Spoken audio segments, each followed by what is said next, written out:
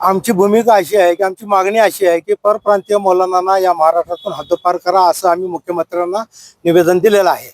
आणि फक्त याच्या पाठीमागचा आमचा उद्देश असा आहे की परप्रांतीय मौलानाकडून सोलापूर शहरामध्ये सध्या जे नई जिंदगी भागामध्ये परवाच एका मुलीवर झालेला अत्याचार, त्याचबरोबर नागपूर येथे घडलेली घटना, त्यानंतर जे का मुंबई येथे बांद्रा येथे मदरशामध्ये झालेले एक अत्याचार, अशा अनेक अत्याचाराकडे जर लक्ष देता परप्रांतीय मौलानाकडूनच हे असे प्रकार घडत आहेत। म्हणून आम्ही अशी मागणी केली की परप्रांतीयांना जर महाराष्ट्रातून आपण जर बाहेरच काढलो तर आपल्या महाराष्ट्रातले मौलानांना त्या ठिकाणी स्थान मिळेल।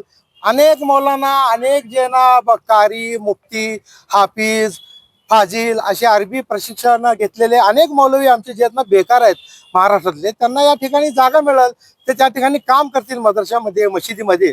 परप्रांतीय मौलाना लोक जे आहेत ना कमी वेतनामध्ये काम करतात आणि मग ते कुठल्याही स्तरावर जाण्याची त्यांची तयारी आहे।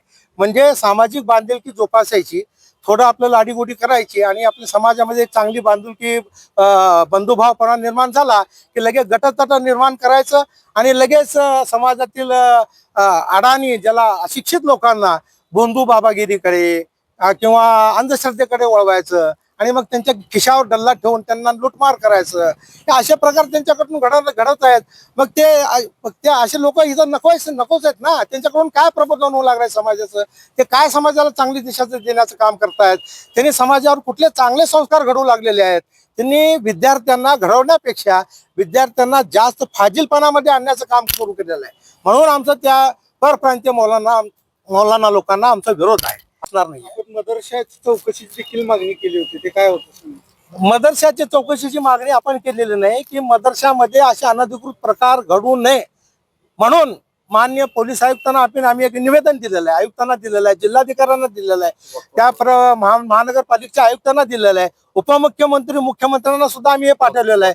त्याचप्रमाणे औरंगाबाद संभाजीनगरच्या वक्फ बोर्ड ऑफिसला पाठवलेलं आहे, सोलापूर वक्फ बोर्डच्या ऑफिसला पाठवलेलं आहे की तुम्ही या प्रकरणाकडे लक्ष घालून अरबी मदरसामध्ये, मशिदीमध्ये परप्रांतीय मौलाना लोक जे कामाला आहेत त्यांना तुम्ही या ठिकाणी कामाला ठेवू नका, असे आदेश तुम्ही ज्या त्या संबंधित मदरशा मशिदीच्या ट्रस्टींना द्या।